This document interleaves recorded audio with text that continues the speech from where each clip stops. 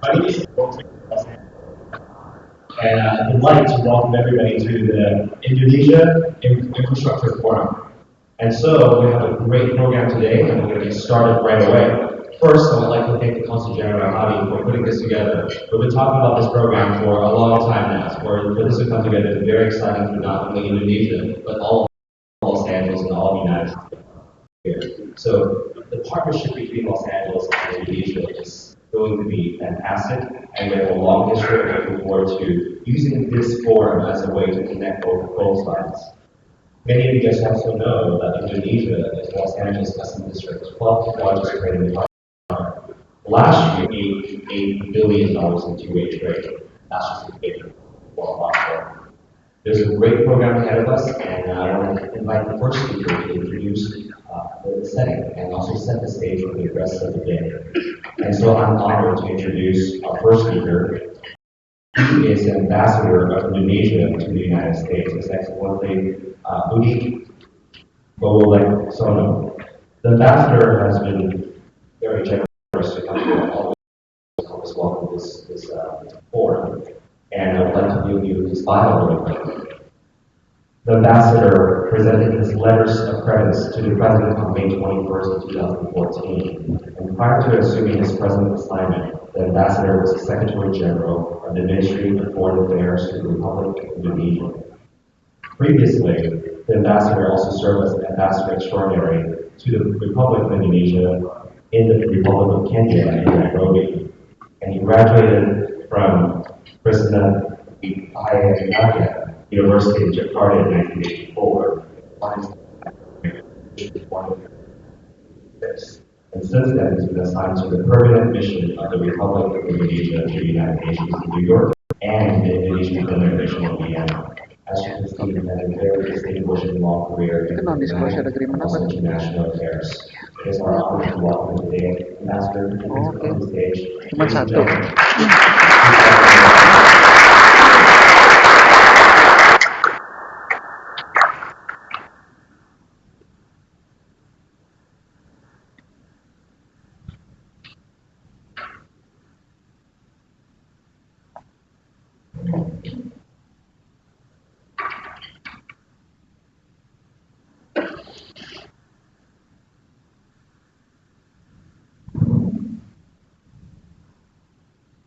Ibu Meyakun Hayati Triastuti, Secretary Experts, Staff to the Ministers of Transportation, Consul General of Army, distinguished speakers and participants of this gathering.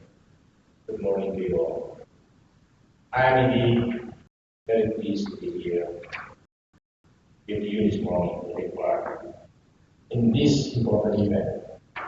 This forum is not only a unique opportunity for you to learn more about Indonesia's specific infrastructure needs, goals, and progress in recent years, but also an important opportunity for us to connect with you, your areas of expertise, and your potential role in Indonesia's infrastructure development in the upcoming years.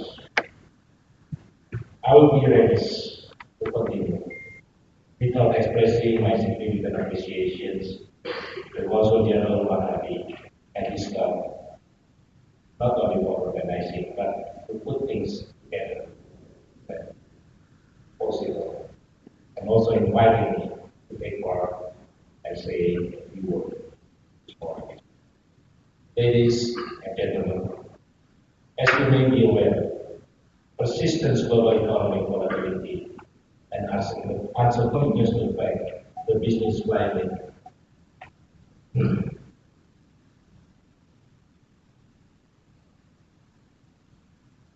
The business climate in all countries, Indonesia is not exclusive. This calamity is also experienced by one of our Indonesian important partner, China. While other countries choose to prevent themselves to put focus to their domestic market, Indonesia has chosen to take this opportunity to implement a forward-looking structural economic reforms to pave the way for a strong, sustainable, and inclusive economic growth in the upcoming years. These comprehensive and wide-ranging reforms are intended to transform Indonesia economy from predominantly commodity-based to a more productive and normative economy. Indeed, these reforms have already begun to pay dividends. Though growth has slowed compared to previous years, our economy is built on a more solid foundation and continues to grow at a brisk pace. In the final quarter of 2015, for example, Indonesian economy grew by 5.4%. Distinguished business leaders, ladies and gentlemen, the government is proactive growth in strengthening Indonesia's economic foundations and improving its prospects for the future. Today, I would like to highlight three of the government's approaches to implementing structural reforms.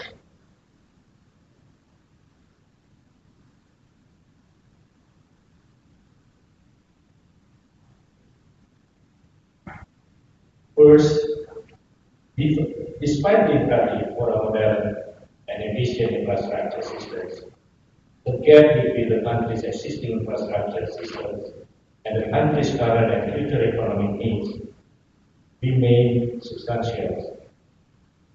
This infrastructure gap is particularly significant problematic in the energy and transportation sectors.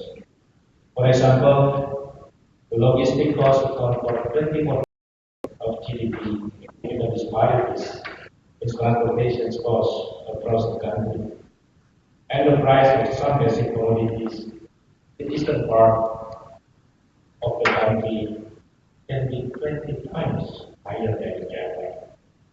Moreover, Indonesia's current electrification rate is around 80%, significantly below the country's current and future electricity needs. It is undeniable, therefore. I'm so sorry, I need some pages here.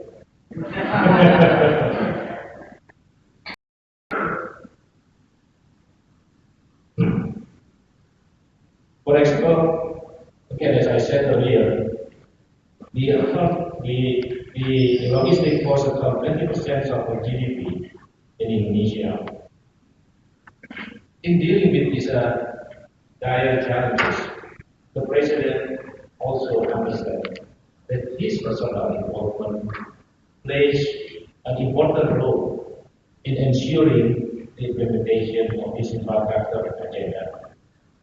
This is why the President himself has been closely involved in monitoring the implementations of these infrastructure projects, often traveling to different parts of the country to personally inspect the progress being made.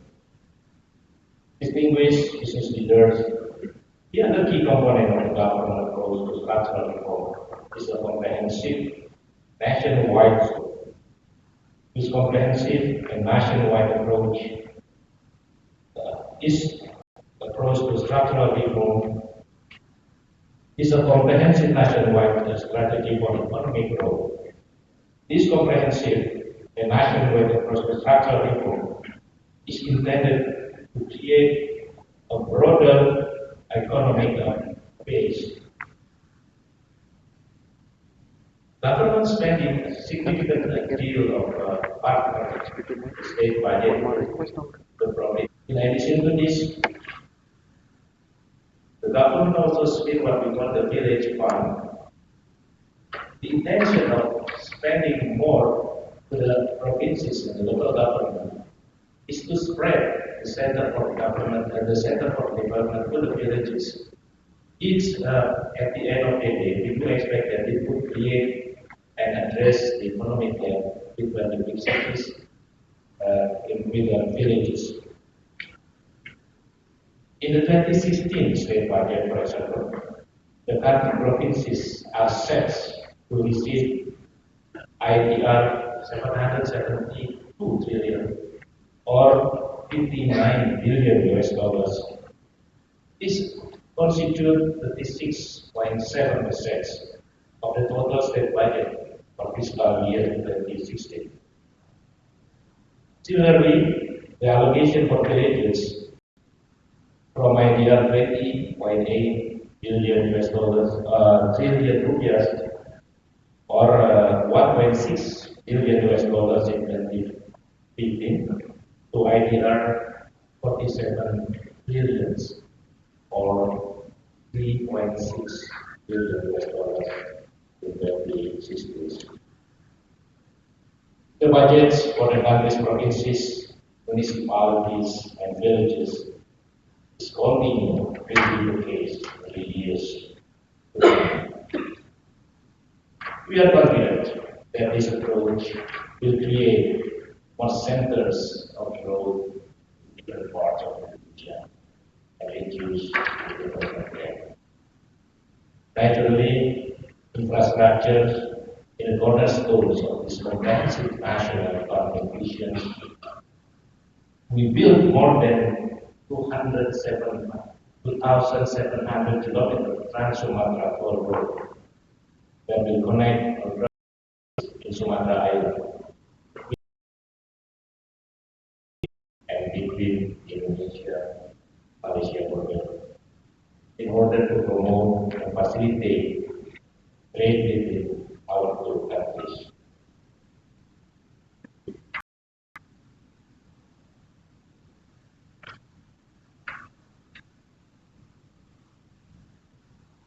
Though these reforms and public investment are crucial, we recognize that government-led initiatives alone will not be sufficient. That is why the third major component of the government structural reform that I will highlight today is our efforts to improve the ease investing and doing business in Indonesia. The Jokowi administration has introduced 12 economic reform packages, with the likelihood for many more. The underlying goal of these reforms is to simplify and modernize the regulatory system for investing and doing business in Indonesia. The President has entrusted the Indonesian Investment Coordinating Board to implement a one-stop service for investors, and the government is willing to work more closely with investors to create a more attractive project IRR if necessary. Despite many improvements in expediting issuance of business licenses, President Jokowi has stated that he believes more progress can and needs to be made. Clearly, that the government's regulations should not unnecessarily obstruct or hold back the business community. Rather, it should create a level playing field that is conducive to the success of private investment. Distinguished business leaders, ladies and gentlemen, on his recent visit to the United States, President Jokowi also emphasized public-private partnerships that serve the interests of both will be crucial to ensuring continued growth in Indonesia. At this point, your participations and collaboration in our infrastructure agenda is crucial. As some world-leading designers and builders of transportations, energy technologies and services, the US infrastructure industry has a very positive reputation in Indonesia. Therefore, opportunities to expand US companies' participations Indonesia infrastructure development are enormous. These well placed to help Indonesia meets its infrastructure objectives by developing a world-class infrastructure. This forum is very valuable to explore further Indonesia-US collaborations to meet Indonesia infrastructure goals in the years to come. Thank you very much indeed for your interest and participation in this very event. I do hope that this will be the beginning of a very productive partnership with the US and Indonesia's infrastructures. I thank you very much.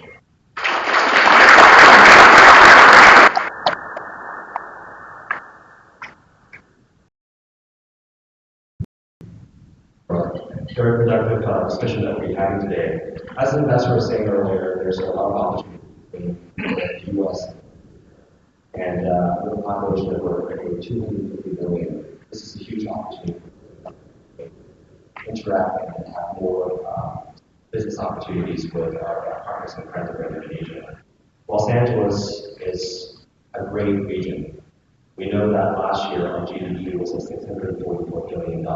If we were a country, we will be the 20th largest economy in the world. And we're able to reach that goal because of our great partners and partners. Last year, the Los Angeles Customs District reached $390 billion into it. Again, I mentioned earlier, Indonesia being our 12th largest trade. And the better they do, the better we do. And that's why the Los Angeles technology and also infrastructure potentials and power that we have here. As many have seen the transformation in Los Angeles in the past few years, it's been staggering. We've invested over $4.7 billion in the new Bradley International Terminal, so aircraft infrastructure, we have the expertise. With the Port of Los Angeles and Port of Long Beach combined together, it's over $5 billion of infrastructure. And again, international trade is one of our key industries. So the better Indonesia does with their infrastructure, the better way to trade with them. So this is going to be a key aspect in terms of what we're able to do, not only for today as a discussion.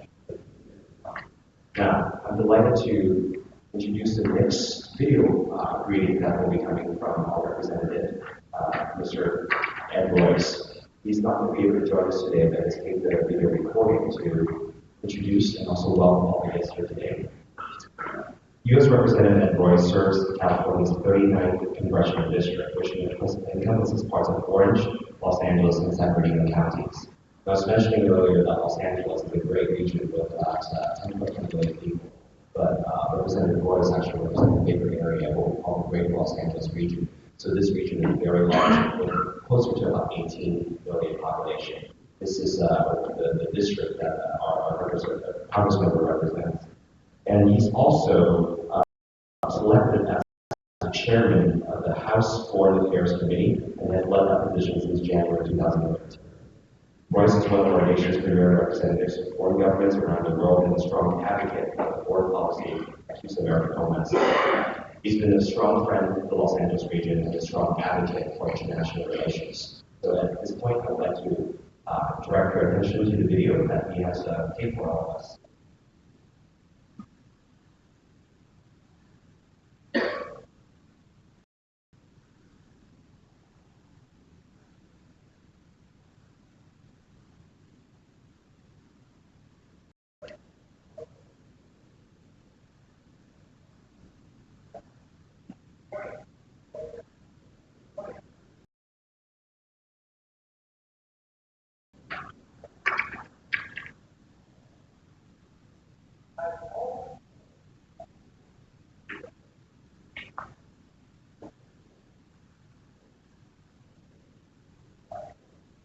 While we're looking that out, let's talk a bit about Los Angeles some more in Indonesia. Congressman Ed Royce has been, again, like I said, a very strong supporter for international trade. Throughout this region, he's come back and forth with many of these events, really push for international relations. I was going to say this a bit later, I'll bring it up now. Oh, actually, this.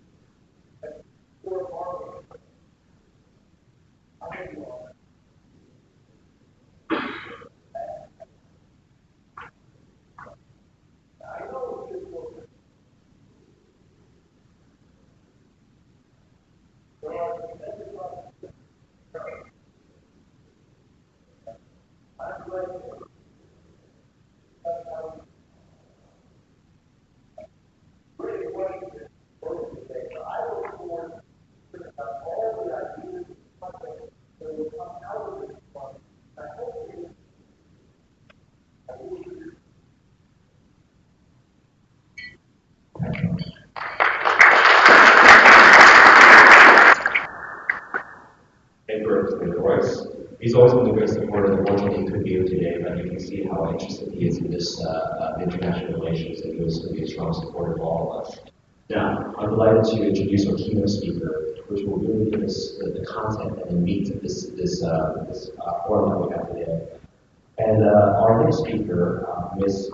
Uniatu Hayati Triasuti, she is the senior expert staff to the Minister for Transportation on Regional Transportation Partnership with the Ministry of Transportation to the Republic of Indonesia. That's a long and very distinguished title. And prior to her current position with the Ministry of Transportation, she was the senior expert staff to the Minister for Natural Resources, Environmental and Climate Change, National Development Agency. And she also served on numerous commissions directing any different issues, including environment, land use, and various other really key issues to the Indonesian government. So, without further ado, I would like to introduce our next speaker, the keynote speaker. Ladies and gentlemen, please welcome.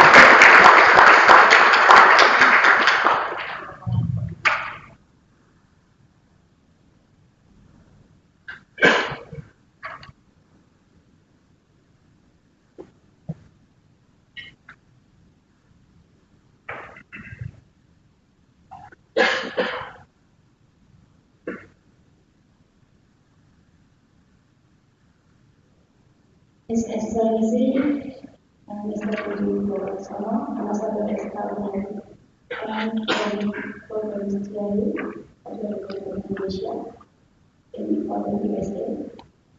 Honorable Mr. Umar Hadi, Consul General of the Republic of Indonesia in Los Angeles, distinguished participants, ladies and gentlemen, good morning. First of all, I apologize that the Minister of Transport of the Republic of Indonesia, Mr. Ignatius Jonan, has to cancel his attendance this significant forum due to an unavoidable circumstance in Indonesia. Please allow me, on behalf of the Minister, to deliver his keynote speech this presentation. Actually, Consul-General Masih could present about Indonesia Infrastructure Forum. Please, and it is a new video proposal for today to present this to know distinguished delegates and guests, this aspect questions, the Indonesia Forum, and volunteers. But before that, allow me also to present you two films about Indonesia infrastructure development, especially in solar effort development and macro, and also about Brazil and macro. Please.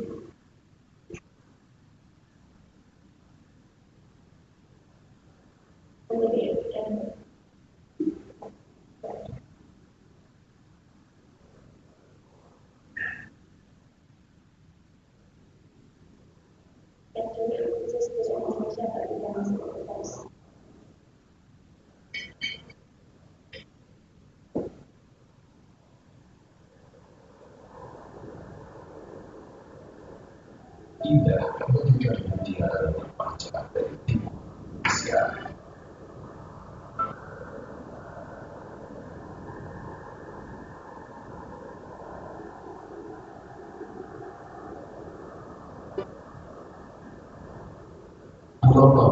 terdiri dari Provinsi Papua dan Provinsi Papua Barat. Salah satu kota yang cepat di Papua Barat adalah kota Solo. Solo merupakan kota minyak, kota jasa, dan industri bagi wilayah di sekitarnya. Kota Solo juga menjadi hub transportasi penting menuju wilayah-wilayah pedalaman dan menuju destinasi wisata Kerajaan Barat. Ia menjadi top 10 destinasi pariwisata nasional dan kawasan ekonomi khusus zona pariwisata, menjadikan kota Solo sebagai pintu gerbang kawasan dan sekitarnya.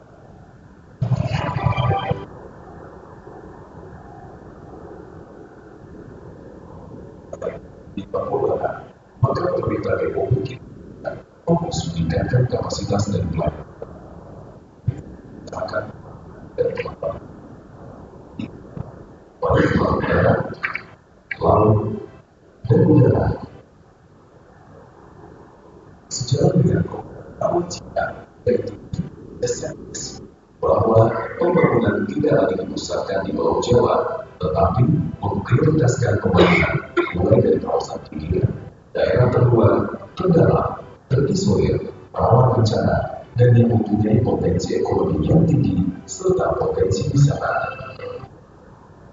Untuk mewujudkan salah satu program tersebut, maka dibangun dan dikembangkanlah Bandara Udara Dominik Edward Osok Solo.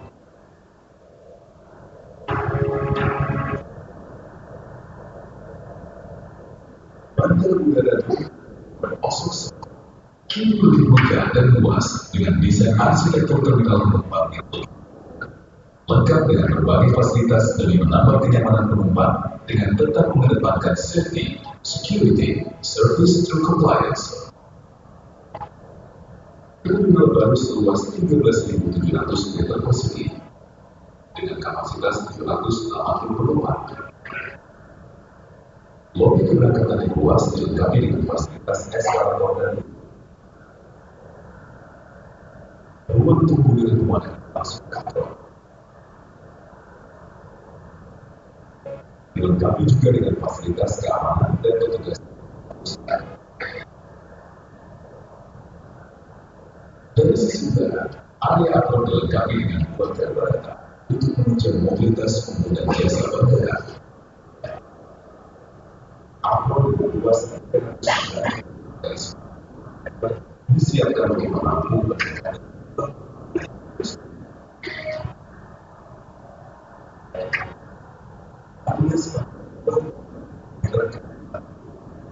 Tidak dapat didarati pesawat di bawah 737 MHz.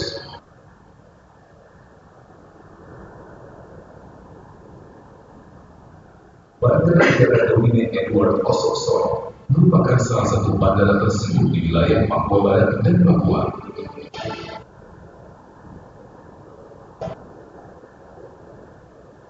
Sebagai Bandara Udara Dominik Edward Osok Solo melayani penerbangan domestik dari berbagai kota besar di Indonesia dan menjadikannya sebagai salah satu pintu jangkau wilayah pedalaman dan beberapa kota di kawasan Papua Barat dan Papua.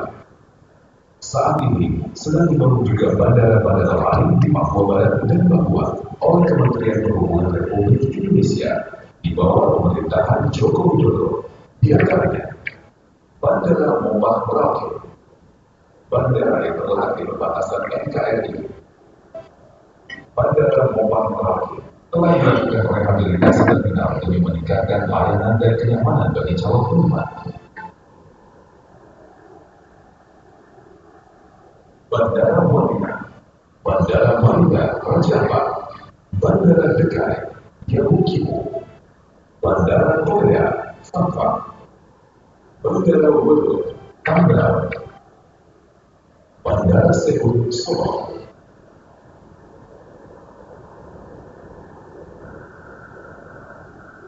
Untuk mewujudkan jaringan transportasi yang terpadu, dikembangkan juga beberapa pelabuhan sebagai tol laut yang membawa barang-barang strategis dan sembako, sehingga efeknya dapat menurunkan harga kebutuhan pokok. Dari sisi transportasi, sedang merencanakan pembangunan jalur kereta api Trans Papua serta membangun jalan-jalan layak kota di Papua Barat. Papua yang selama ini belum terkoneksi. Dengan adanya jaringan transportasi terpadu, setiap kawasan di Papua Barat dan Papua akan terhubung satu dengan lainnya, menghubungkan Papua Barat dengan seluruh mempersatukan kita dari Sabah hingga Merauke.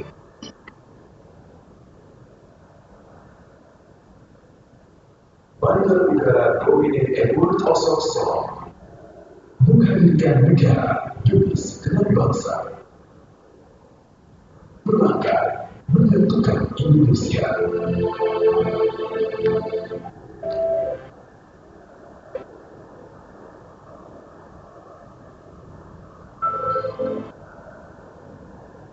Kementerian Perhubungan Republik Indonesia.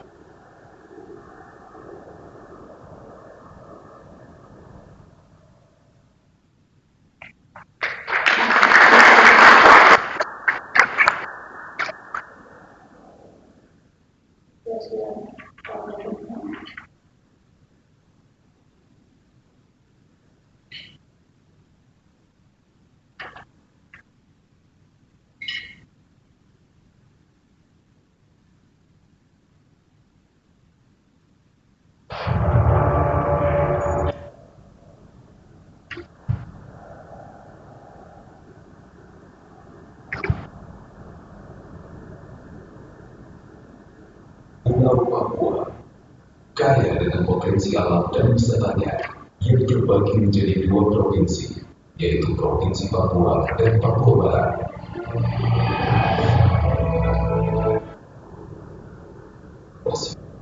Merupakan salah satu kabupaten dan provinsi Papua. Sebuah kawasan strategis tepat berada di leher kepala gunung Pulau Papua. Peristiwa pahit pernah dialami daerah ini saat banjir bandang yang melanda di tahun 2010, sehingga menyebabkan kerusakan yang cukup parah di beberapa infrastruktur. Salah satunya adalah pelabuhan Wasio. Di daerah ini juga terdapat bandar udara Wasio yang kedepannya akan mendukung keberadaan pelabuhan. Namun saat ini, jalur laut masih sangat transportasi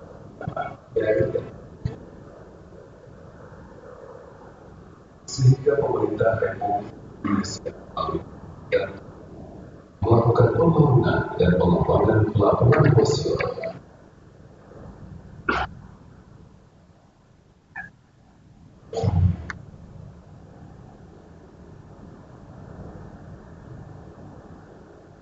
Pelabuhan Wasio berfungsi sebagai pelabuhan pengumpul sekaligus sebagai penunjang kegiatan perekonomian di Wasio.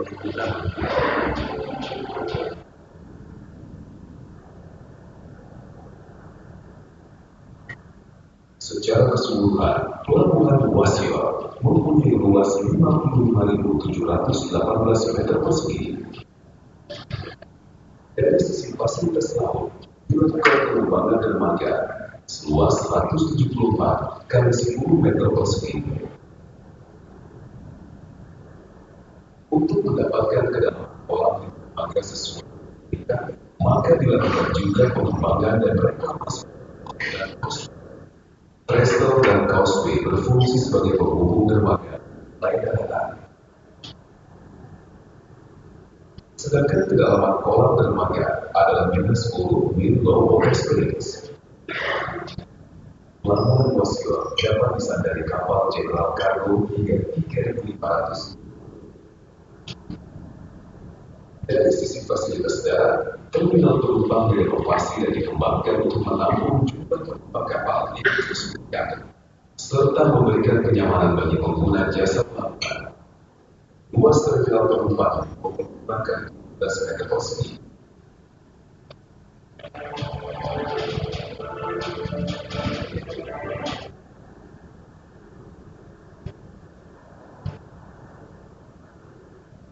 Fasilitas lainnya adalah lapangan penumpukan seluas 104 kali 70 meter persegi dan gudang seluas 40 kali 15 meter persegi.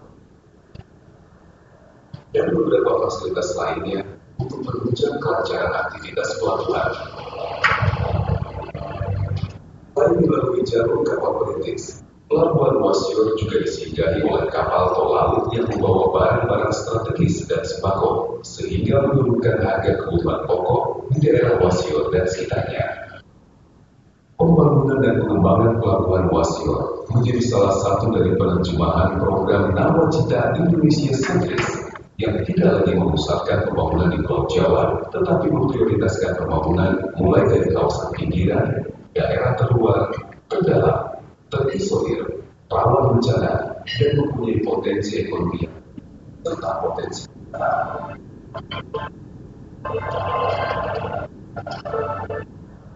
pelabuhan Wasior menghadirkan negara demi segenap bangsa, memanfaatkan laut NKRI untuk kesejahteraan bangsa.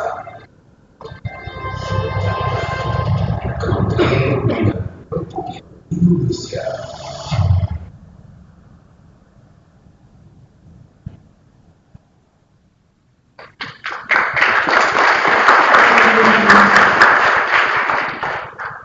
Now, I would like to introduce some people of the Indonesia Infrastructure Forum. That's about the next 5 years. In 5 years after 2020, and it's the year of 2060.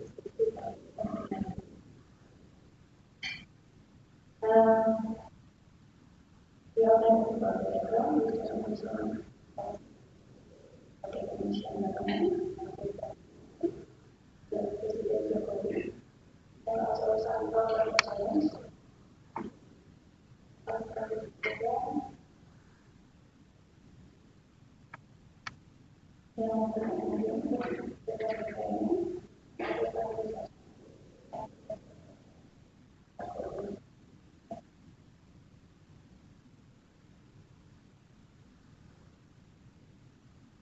Ladies and gentlemen, as the ambassador of Indonesia, the world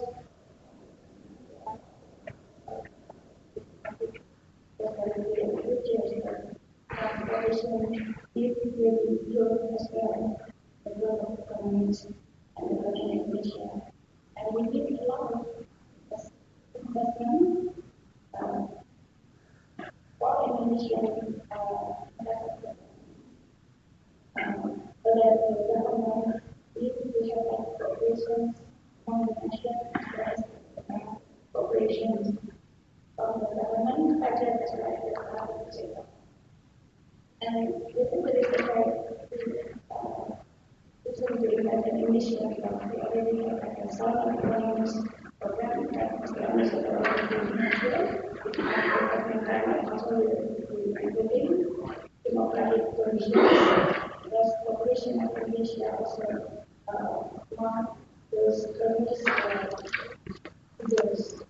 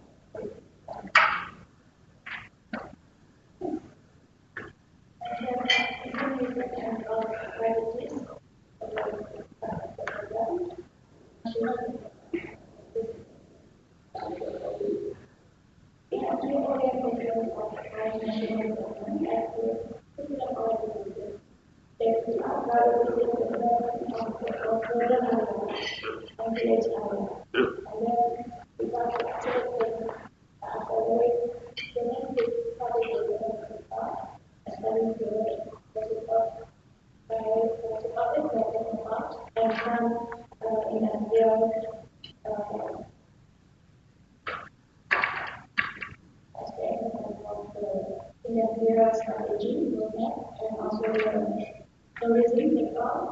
There are some potential sector and agricultural sector in Indonesia which not support to be supported by infrastructure development such as tourism, agricultural development, as well as food security. And also in our national development support the already decentralized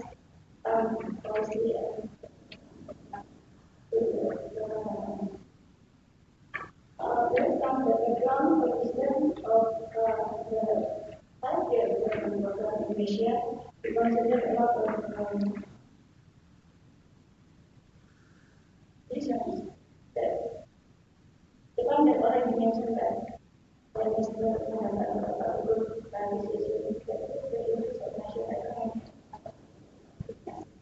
And then there is some solution of economic transformation of economic structure that should have a middle class to economic and industrial that have the economic building and knowledge of health, power, and safety.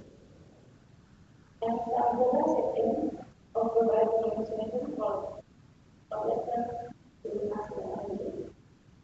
And we are also challenged by the economic gap between among the regions. The gap between the regions from Java and other Java between America, government,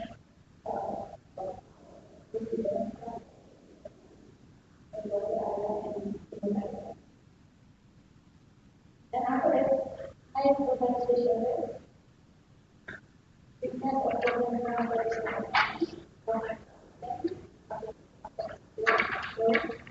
and also the environmental engineering. So, in our strategy and our position part of the national development for food, but especially connectivity to balance the benefits of the government and secondly, the government and public transportation system in urban areas. And there are some main policy development priorities such as the accelerated development is by the improvement and growth of clean transport and railway transportation. And second, improved accessibility of transport services, especially in the Eastern Indonesia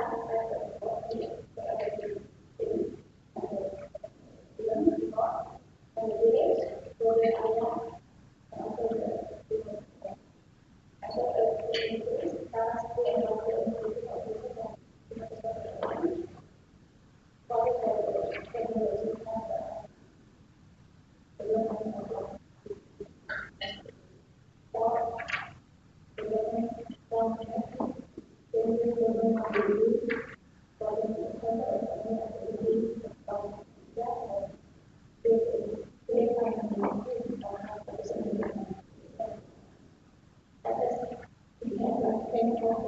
environmental, transportation some target outcomes in 2019, such as the increase in transport of the capital sector and the transport as well, and also create the transport with for national especially. And we will have the more value balance of going to our which is what we trust the country and then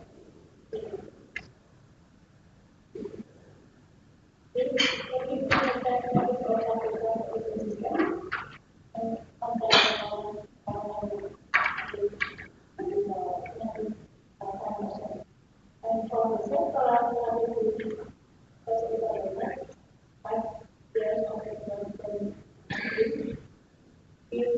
Open equals safety and security of transportation, equal capacity, and offer service quality. And it is supported by the government and reform the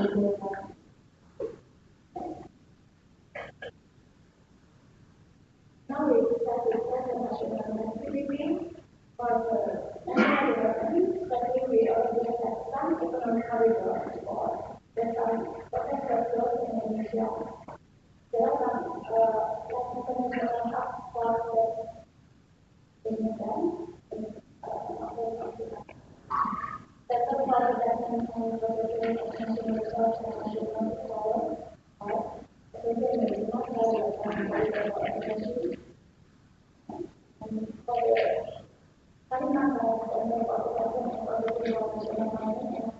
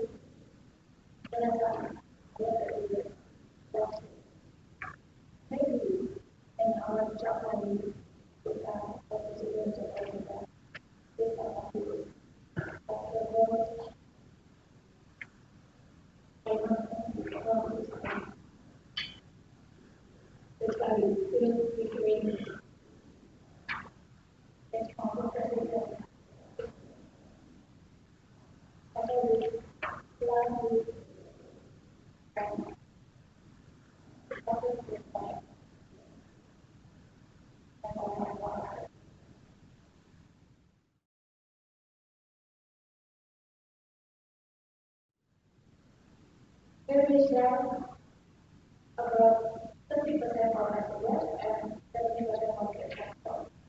However, end of the world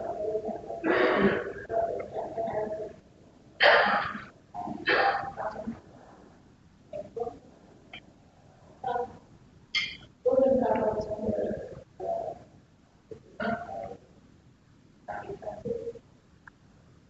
already is and also there has been especially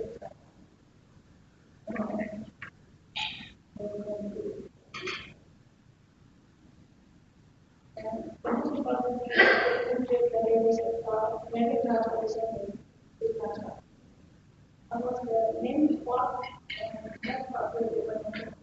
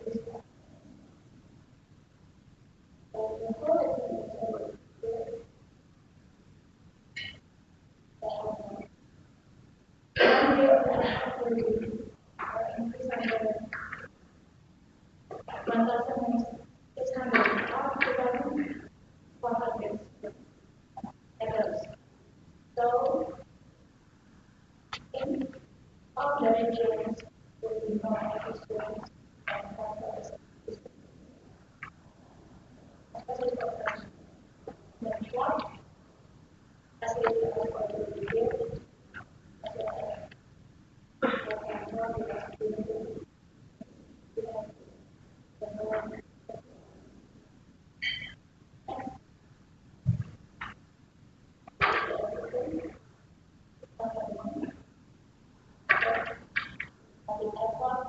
that now 240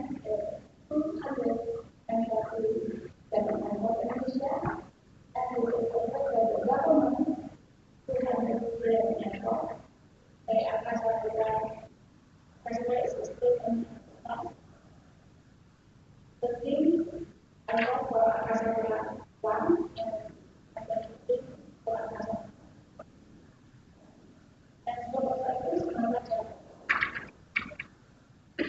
unit watch and the level of basic and the way of western and system of Sasana Algo.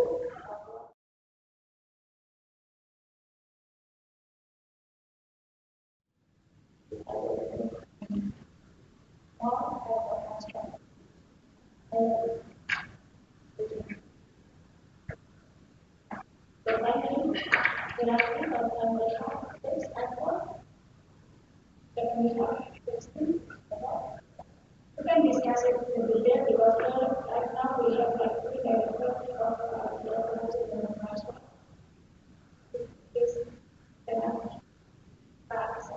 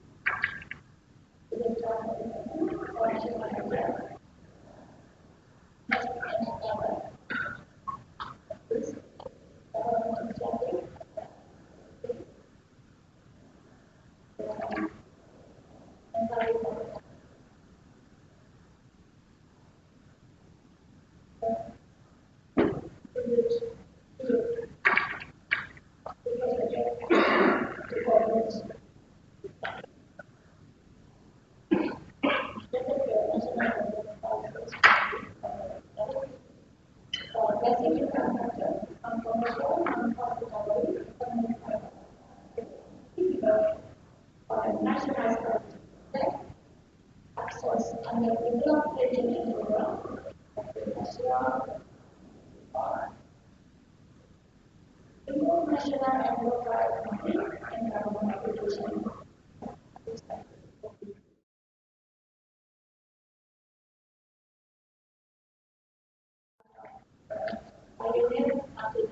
Pioneer platform sector today in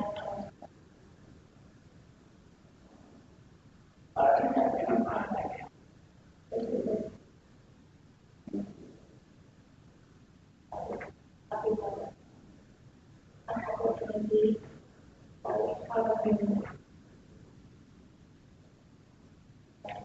for government.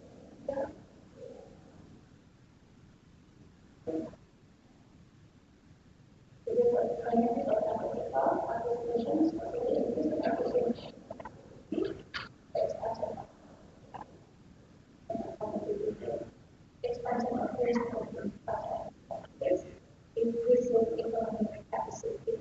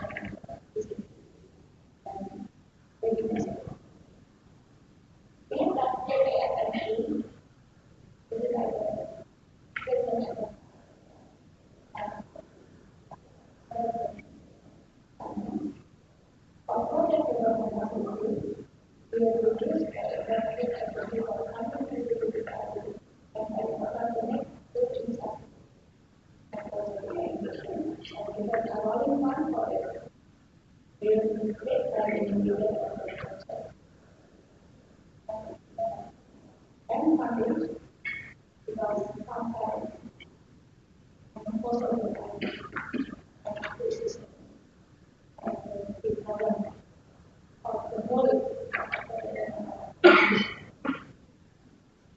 so I believe this and funding and funding for the funds for land acquisition and for having the land price to give the correct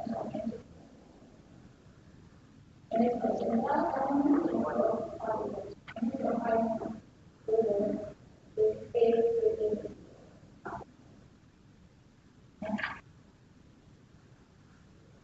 and with the second guarantee for the one government for price to go this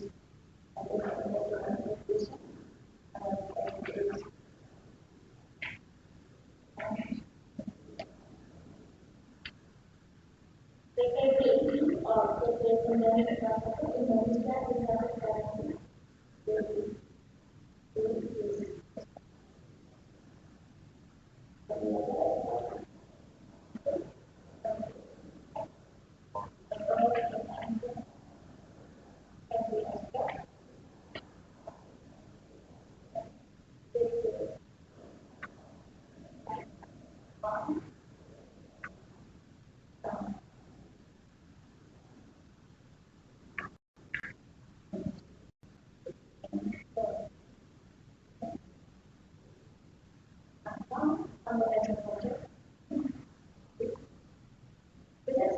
Infrastructure Forum the whole market and Canada, the United States, Europe,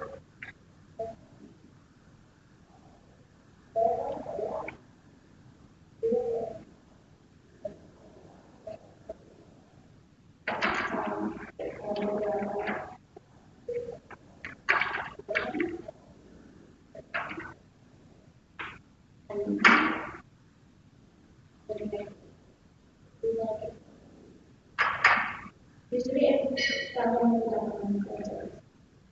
We have like every 5 years, we propose the potential of the loan or grant on the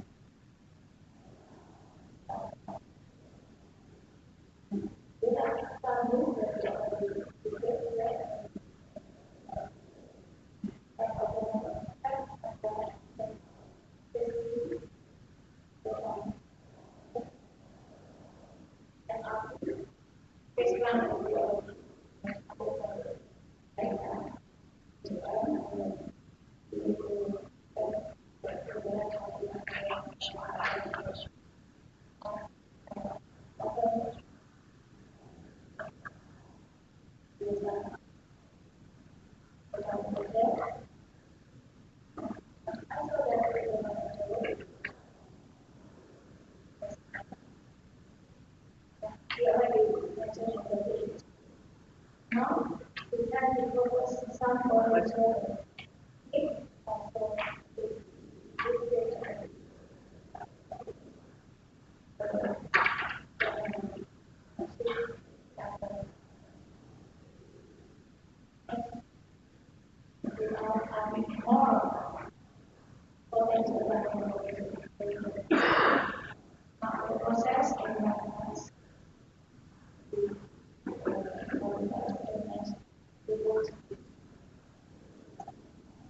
because we have deficit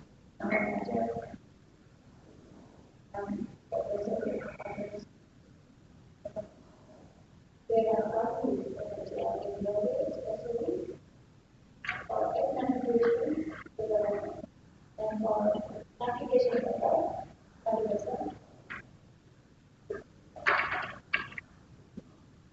I think I can do for that.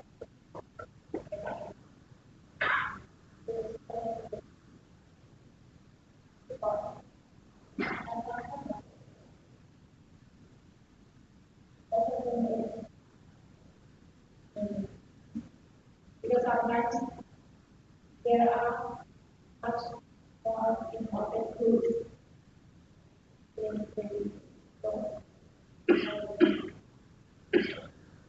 this treatment.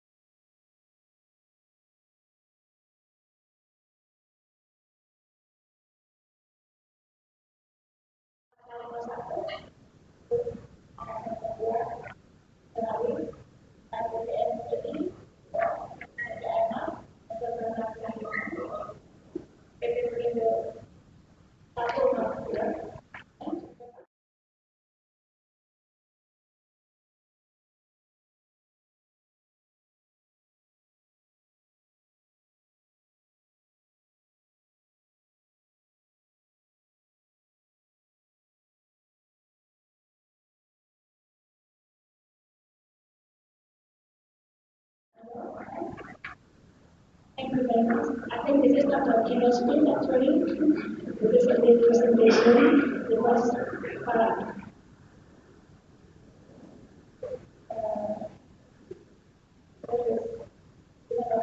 asked me to make the whole picture into that condition infrastructure programming.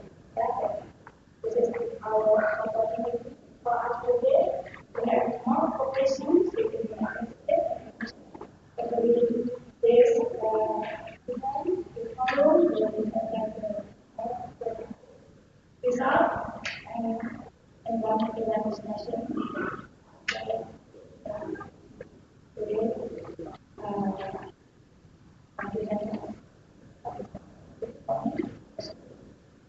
As acting as the Minister of Transport, as well as acting as the Premier here, government is in our countries.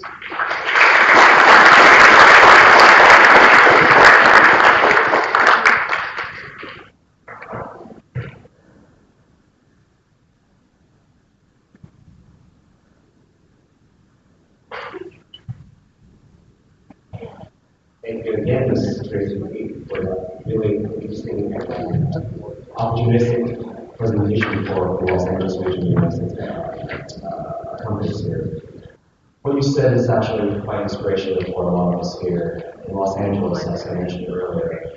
We have the #1 and #2 container ports in North America. Combined together, we're the 10th largest port complex in the world, controlling 43% of so we know about traffic. We know about infrastructure development. We know about how to do it in a way that makes sense. Because you don't not only to look at the development of the seaport, but the entire logistic chain, your backlands, your warehousing distribution center, which by the way, we have over 1.5 billion square feet of warehousing distribution center within 90 miles of the Los Angeles region. Airport-wise, we've been doing quite a lot. We haven't updated our airport since 1984, and recently we've done quite a lot with the Top Valley International Terminal, and now we're seeing another $10 billion worth of infrastructure development ready to go from our airport over the next few years. Now, when it comes to Metro, we're going to share some experiences with you. We know about traffic. Los Angeles is the single passenger vehicle capital of the United States. And we've spent so much money over the years trying to develop our transportation network. Back in the 1920s, we used to be the best public transportation system in the nation. And then we tore out the car system within behind steps. But now we're investing billions and billions of dollars building our metro system, and hopefully we'll measure R2, which is another tax initiative we'll be doing. We'll be spending another $1 billion on our public transportation system. So there's a lot that we can do for each other. All that said, there are a lot of companies here that's already working on the Los Angeles systems. So we can definitely use this opportunity to contract with our government partners. And it's a very rare opportunity that we have government officials coming all the way from Indonesia with open arms saying, come to invest in us, come work with us. So for the Los Angeles companies that are here, please take advantage of that. And with that, I want to introduce the next portion of what we're trying to do. This wouldn't happen unless we have agreements, we have deals, and I'm very delighted to bring up, and what you saw actually a distribution signing agreement.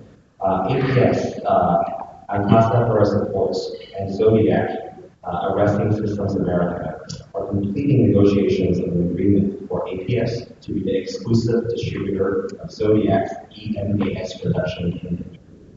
So I'd like to bring up the representative from each one.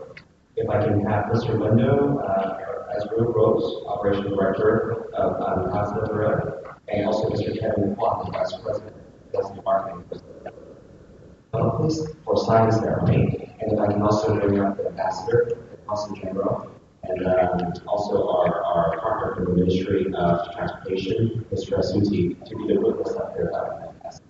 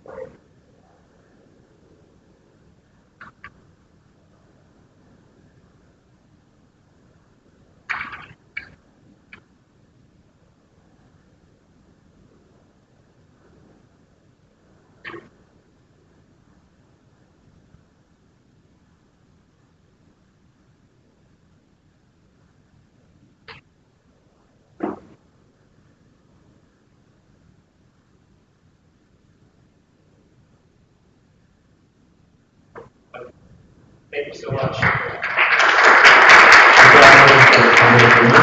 the same time, I would actually like to ask both companies to give a quick introduction of all of you to get a better sense of the work that's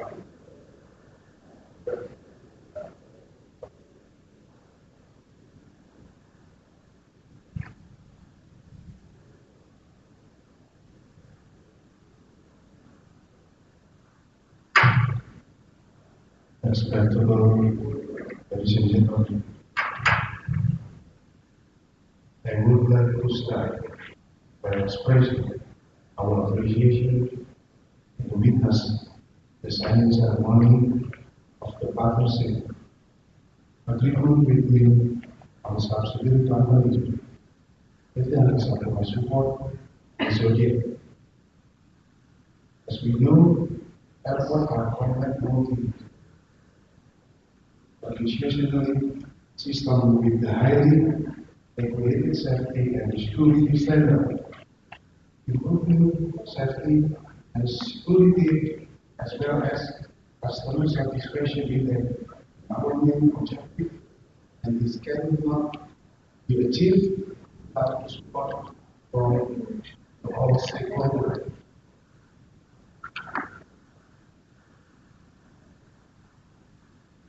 China is one of the aspects of our program in effort to enhancing airport safety and comfort. I would like to use this opportunity to invite all of you come to Igusti Makai International Airport, which is chosen as the most improved airport in 2015 and the third best airport in the world in category 15 until 25 million passengers per year. Once again, thank you and see you in Bali.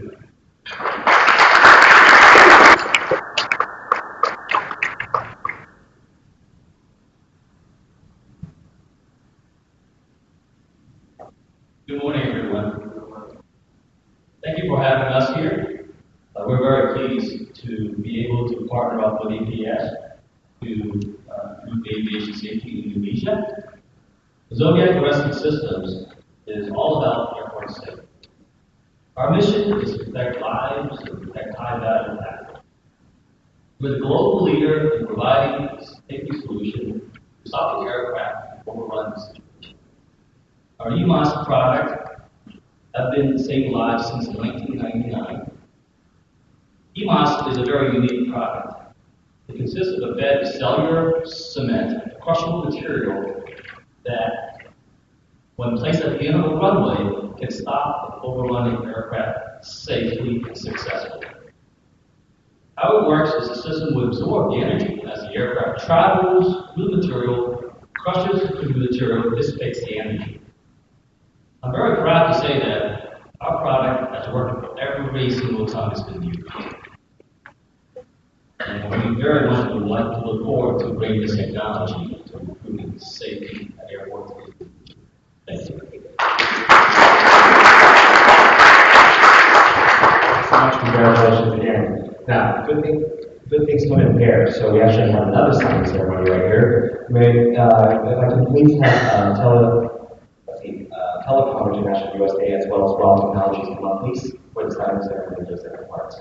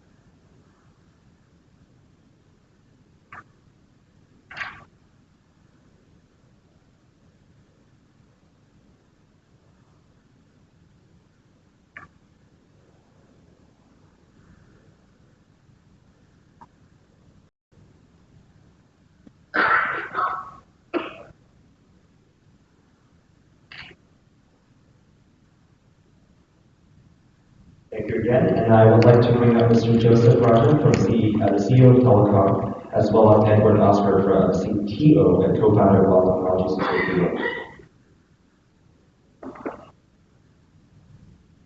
Good morning, everyone.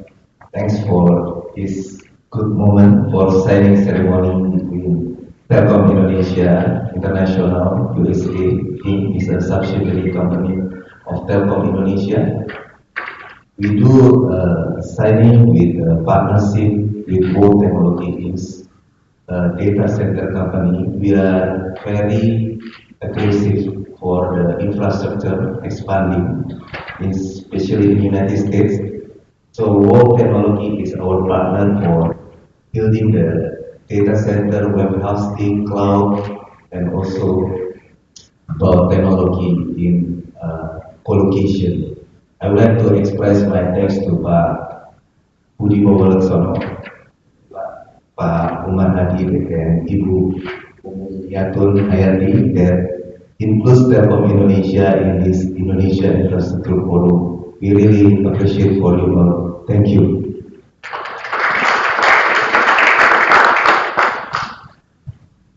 Ladies and gentlemen, my name is Ed Oscar. I am the co-founder and CEO of Wow Technologies Inc. We are a Seattle-based company, a US-based company, and we are very excited to be in this event, participating and having this partnership agreement with Telkom USA. So just to give you a little bit of background about myself, I was born and raised in Jakarta, Indonesia. Came to United States in '95 with Seattle Youth, and started in 2001. So I have one of those garage story, if you will, starting a company with very little budget. I have since joined the company to have a global presence, and now we are located in 9 markets.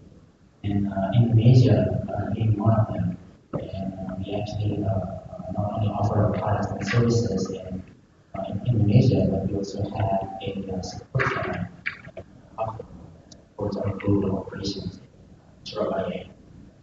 So we are very excited with this partnership with Telkom Indonesia and Telkom USA, as we believe that this will be a very mutual beneficial partnership, as we will love to improve our network and improve our connectivity with Indonesia, and we're able to do that with the partnership with Telkom USA. And at the same time, we're also very excited to be able to learn our technologies and data centers both in Indonesia and in the United States. So I would, I guess as my closing remark, I would like to thank and also Pak Hadi, and also the Indonesian Forum that makes this happen. Thank you, ladies and gentlemen.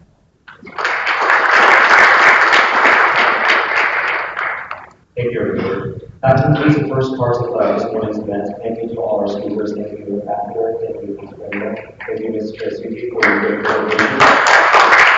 As we can all see, this is just the beginning of a great day of presentation for you guys, so you know more about opportunities that are available between the US and Indonesia. And we've seen show up a lot of the day to network to find these great opportunities, so you too can also get a business like this. Right now, we're going to have a breakout slide. Please enjoy yourselves.